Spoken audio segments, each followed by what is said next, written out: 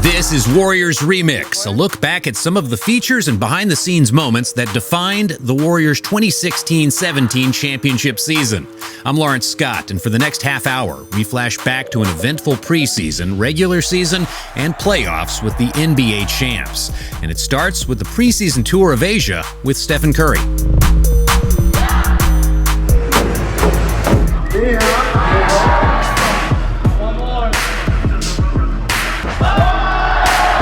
Anytime I have an opportunity to come here, it's always amazing. The passion that the fans have for the game, it seems like and I know it has grown every time I've come back, so you can definitely feel that, and this is a place I love to visit. So if it's either doing a tour like this or playing basketball in regular games, then I'm all for it.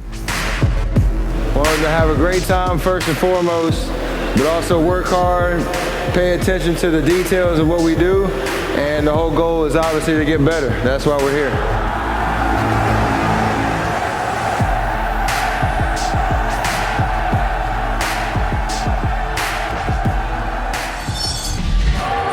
Over the years in Toronto, we've seen signs of woe, such as on a skull cap in the postgame 2 seasons ago, where we spotted Toronto-based rapper, producer, and member of the Curry family, Devontae, whose work is heard on Ayesha Curry's 0 to 100 remix, where he also made a cameo in the video, as the message was in plain sight. Working on excellence. Now woe is also represented as ink that Stephen uses as a message for positivity in the pursuit of continual excellence. So it's an acronym, and instead of woe as a bad thing, I decided to change the meaning and add some uplifting and inspirational meaning behind it. So I decided to make an acronym that stands for working on excellence, and so we over everything. So yeah, Wojo. A special Warriors road trip homecoming for Ian Clark in Memphis with a jersey retirement ceremony at his high school brings out friends, family, and teammates. Plus, we talk about the logistics and packing involved for a cross-country trip taking the team to 5 cities in 7 days. In the middle of the Warriors' 5-game road trip with the team here in Memphis, we took part in a very special homecoming as Germantown High School retired the number 21 of Ian Clark.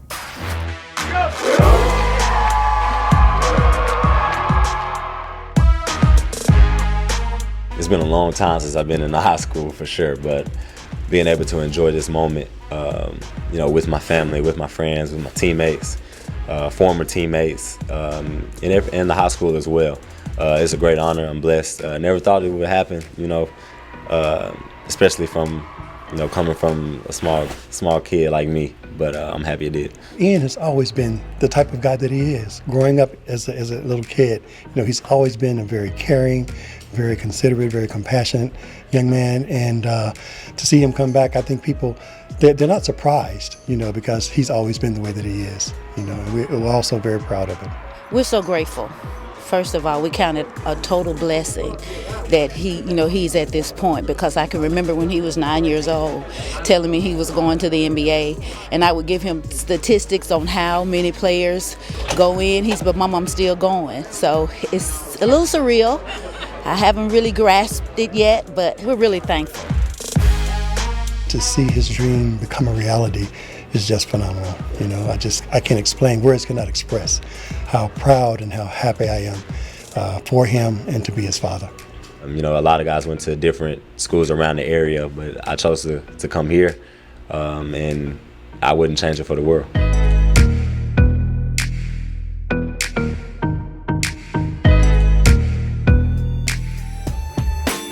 A trip that took the team from LA to Utah to Memphis, then Minnesota and New Orleans, required gear for all kinds of weather. Trevor Paulson is on Eric Hausen's team behind the team, helping make sure everything made it from city to city. You have to be prepared for the elements. So, we'll be at home, and when we start to begin our packing process, if, we see we're going to Utah and we see we're going to Minneapolis, colder climates, we start to pack, the sweatsuit bags and extra sweatsuits and extra sweats and extra puff jackets and everything to keep everybody warm in the colder climates, and then so we just try and stay one step ahead at all times. Klay Thompson returns to the Southern California high school where he played before heading to Washington State and then the Warriors as they honor him at an impressive school assembly. It's always nice coming back. This is where I plant a lot of roots. I owe Santa Margarita big time for what they've done for me, and it's a great way for them to honor me, and I'm very appreciative of it. And here's a look at the video that was part of the ceremony. An NBA champion, all-star, and Olympic gold medalist, Klay Thompson's success on and off the court was strengthened by his experiences at Santa Margarita Catholic High School. A member of the class of 2008, Klay's senior year with the Eagles was highlighted by a state championship before he was on his way to Washington State University. And after 3 seasons in college with the Cougars, he was drafted in 2011, number 11 overall by the Golden State Warriors. Many memorable moments would soon follow, including a game at Oracle Arena in January of 2015 where Klay scored an NBA record 37 points in a single quarter, with a third quarter for the ages against the Sacramento Kings. He would appear in his first All-Star game the very next month and capture the NBA title with the Warriors at the end of the season. An NBA All-Star three-point contest win in Toronto in 2016 and Olympic gold in Rio with USA Basketball are other recent highlights in a career already full of tremendous accomplishments. Join us in honoring Klay Thompson, champion and all-star from the class of 2008. And it was upon arrival in Houston when we learned that Stephen Curry and Kevin Durant would represent the West as starters at the NBA All-Star Game in New Orleans. Thank you guys for all the love and support. Make the All-Star team my first year as a Warrior is very special. I'm looking forward to going down there and competing with and against the best players in the world. And represent, where I come from, the Warriors and the NBA as best as I can. And it's always a dream, man. It's still a dream to me, man. I really appreciate it. It never gets old. In New York City over the weekend, a scavenger hunt for 30 pairs of the limited edition gold colorway of the newly revealed Curry 3-0 from Under Armour brought out some lucky fans to meet face-to-face with Stephen Curry at an event in Manhattan. Here are some of the scenes as they unfolded on Saturday. That's it right there. Curry 3-0 limited edition gold.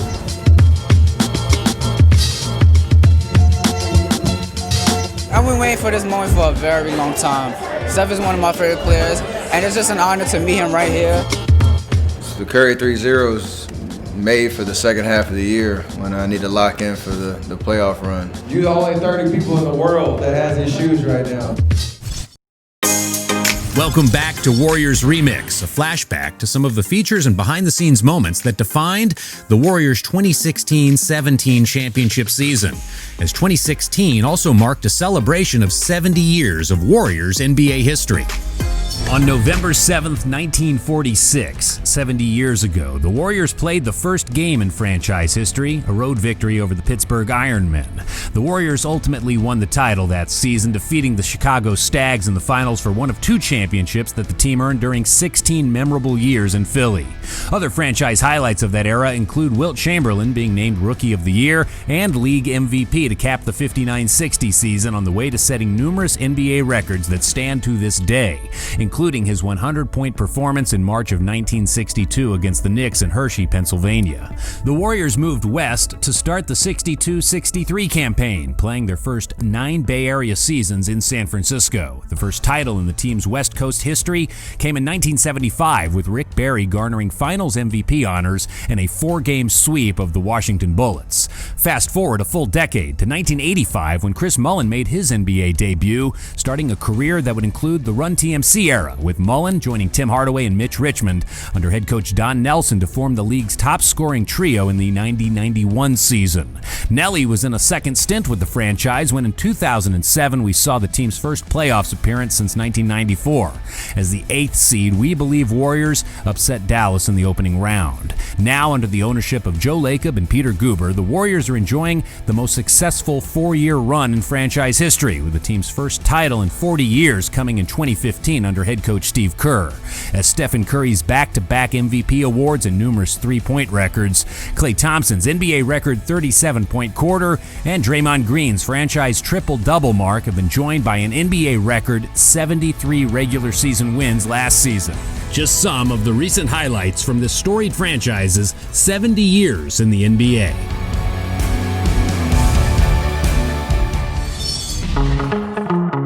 A Warriors road trip to Philadelphia offers the opportunity to explore the roots of the franchise full of history that has been preserved at Temple University in their urban archives. Well, 50 years ago, members of the history department here at Temple decided that it would be important to document the history of the city, and they founded the Urban Archives. They began to gather material from many organizations all over the city. It's the story of the community. It's urban history, it's civic, cultural, social service, social justice material, and it's all about the sports because Philadelphia obviously loves their sports teams. The life of local legend Wilt Chamberlain is a key part of the collection, as photographs from the now-defunct Philadelphia Evening Bulletin show the arc of his playing career and his life off the court. Well, the Bulletin was the local afternoon evening paper. They were at almost every event in the city. They documented the local folks, and they followed the interest of the residents. Their time here spanned from 1845 to 1982, and the archives, their photographs in the archives, are an amazing record of the history of the city. The Kevin Durant Charity Foundation's signature program, Build It and They Will Ball, has taken the lead in renovating basketball courts around the world, from China to Germany to Oklahoma, Texas, Seattle, and KD's hometown in Maryland. Now 4 courts in downtown Oakland's Lincoln Square Park join the program's efforts to provide kids safe and fun environments in which to play. Just a couple days ago, we refurbished 2 courts in the area where I grew up and I first started playing the game. And it was special to me because that's where the dream started. You know, I was in your guys' position at one point just hoping that, you know, something sparked me to do something that I loved. And I found the game of basketball from always going outside and playing with my friends and just enjoying what basketball brings, which is teamwork and leadership, you know, all of those qualities that I learned while playing the game of basketball. So to be here and to, you know, see all of this come full circle, it's a dream come true. For this effort in Oakland, Durant's foundation teamed with the Warriors Community Foundation and the Good Tidings Foundation, which has helped refurbish over 70 basketball courts around the Bay Area since the year 2000, while helping to revitalize local neighborhoods and communities. Into the summer, the Kevin Durant Charity Foundation has more court renovations planned for locations in the Bay Area, New York City, and India, as KD's foundation acts on both a global and local level to bring kids everywhere an opportunity to play and dream.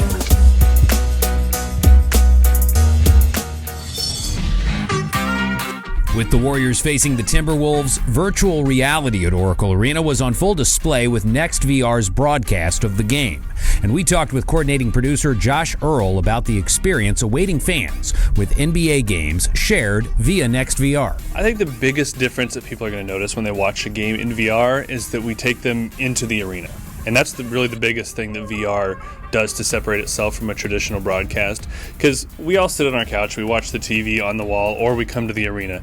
VR kind of takes it and melds those two worlds together. So when you throw on the headset, you're able to look around, you look left, you look right, you can look up at the Jumbotron, you can look down at the floor as the players come off and they're tying up the shoes. All these little things that you can't do when you're sitting at home watching a game. That's what VR brings you, is it takes you out of the TV world and kind of into the arena and mixes all those best of all the worlds together. NextVR co-founder and CEO David Cole shares just where this technology is headed in making NBA games even more immersive. So it's going to get more and more realistic to the point where you put the headset on and it really feels like you are at the arena watching the game. And in fact, at some point you'll be able to get up and physically walk around inside the experience, whether it's recorded or live, like you're there.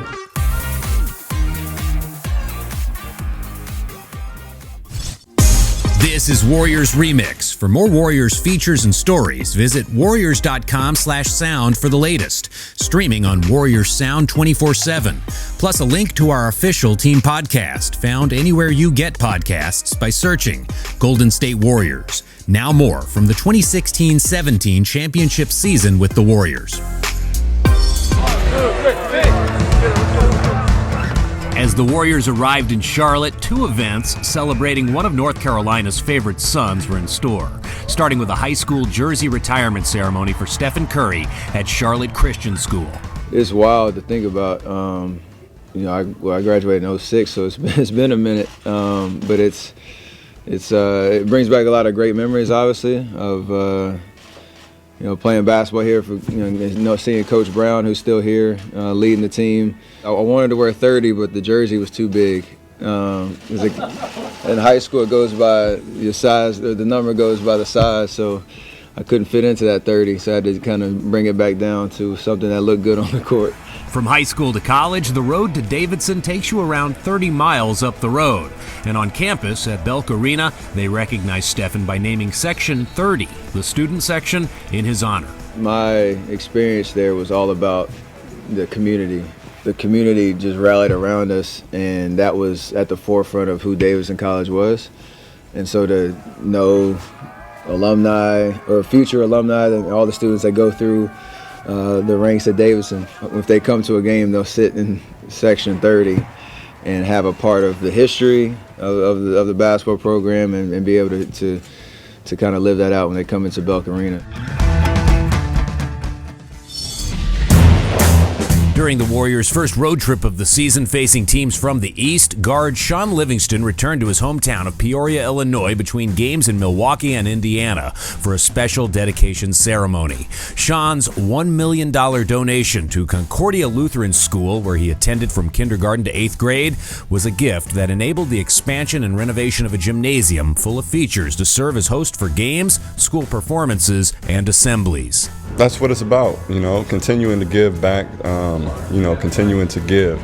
I've been fortunate, I've been blessed, and, now my goal is to continue to try to bless others and help others and hopefully, inspire others to where they can be blessed and spread the wealth. Thoughtful actions as Sean continues to make an impact both in our Bay Area communities and in his hometown of Peoria, Illinois.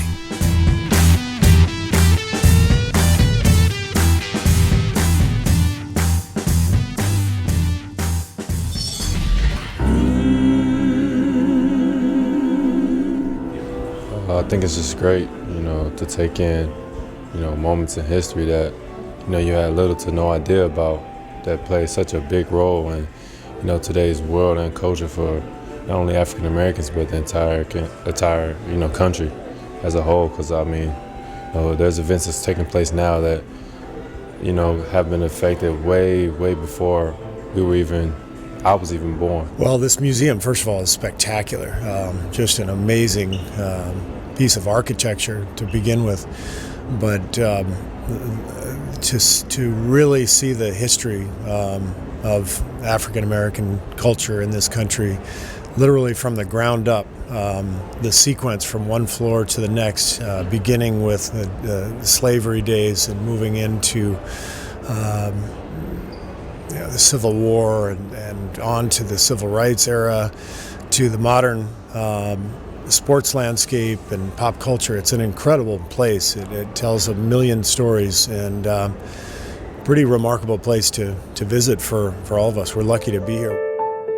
What we have in here is not just a gallery that celebrates running and jumping, but it celebrates athletes who have used their platform to make America a better place. And so what we've done is organized by the sports that have had the largest impact in African American history and culture. And you can go in and take a look, and I'll walk around and answer any questions you might have. So it's just great to see how, sports and everything ties into, our culture and just the American culture as a whole.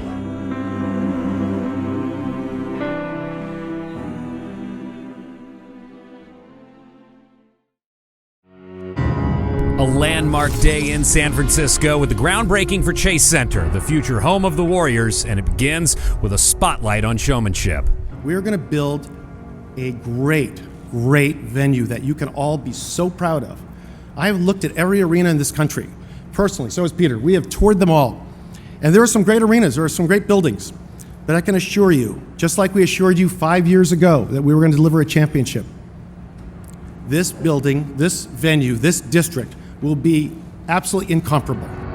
To all of you with great effort got us here today, it will take even greater effort and dedication and focus in the years ahead to get us there, out there. Let's hope we didn't come this far only to come this far. This today is not the destination, it's only a way station. To realize that dream, our mantra must be, don't settle for the good, go for the great. Enjoy the journey, make it glorious. Our goal is worthy of your greatest effort. It's showtime. Godspeed. The Sports and Entertainment Center, set to open in 2019, will play host to a wide array of major events from concerts, NBA action, and all manner of gatherings. Now, the term groundbreaking, the noun, refers to turning the earth so as to begin constructions. But Webster's has another definition, the adjective, meaning innovative or unprecedented. And that's going to be Chase Center, and this is Warriors ground. Groundbreaking in every sense. We leave you on this edition of Warriors Remix with some additional scenes from the 2016-17 championship season with the Warriors. I'm Lawrence Scott. Thank you for joining us.